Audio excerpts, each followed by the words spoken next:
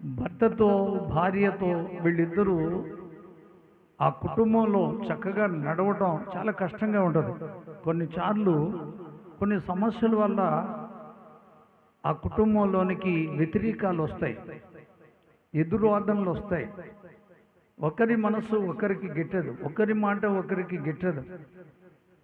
ఇలాంటివన్నిటిని ఎదుర్కోవాలంటే ఎంత జ్ఞానం గల స్త్రీలు కావాలి, ఎంత నమ్మకస్తులైన భర్తలు కావాలి చెప్పండి. సమాజం ఎలా ఉంది, లోకంలో ఉన్న కుటుంబాలు ఎలా ఉన్నాయి ఆలోచించండి ఒకసారి. మనకు తెలుగు రాష్ట్రాల్లో కుటుంబాలు ఎలా ఉన్నాయి, భార్యాభర్తలు ఎలా ఉన్నారు, వాళ్లకు కలిగిన పిల్లల్ని ఎలా చూసుకుంటున్నారు.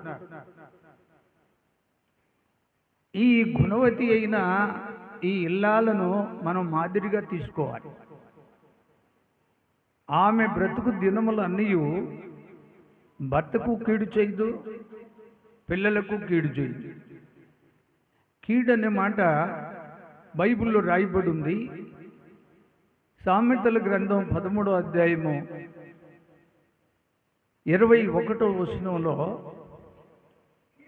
కీడు పాపులను తరుమును, నీతిమంతులకు మేలు ప్రతిఫలముగా వచ్చును.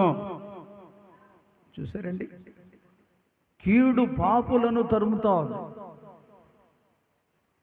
నీతిమంతులకు మేలు ప్రతిఫలముగా వస్తా.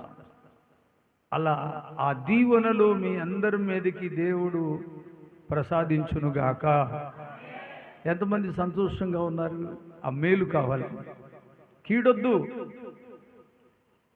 కీడొచ్చిందంటే ఆ ఇంట్లో మేలు ఉండదు. ఆ ఇంట్లో మేలుందనుకో కీడు రాదు. వస్తుందా? ఆలోచించండి.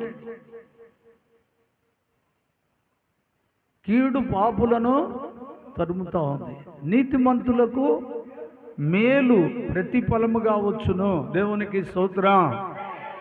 ప్రతిఫలముగా మీ ఇంటికి మేలు వస్తే ఇంకా అంతకంటే ఈ లోకంలో ఏం కావాలి? కీడు రాకూడదు కానీ మేలు రావాలి. ఇల్లు చూస్తే మహా అందంగా ఉంది కానీ ఇంట్లో ఉన్న ఆ యజమానుడు యజమానురాలు ఎలా ఉన్నారు? వాళ్ళ లక్షణాలు ఎలా ఉన్నాయి? వాళ్ళిద్దరూ ఎలాగా కుటుంబాన్ని కాపాడుతున్నారు?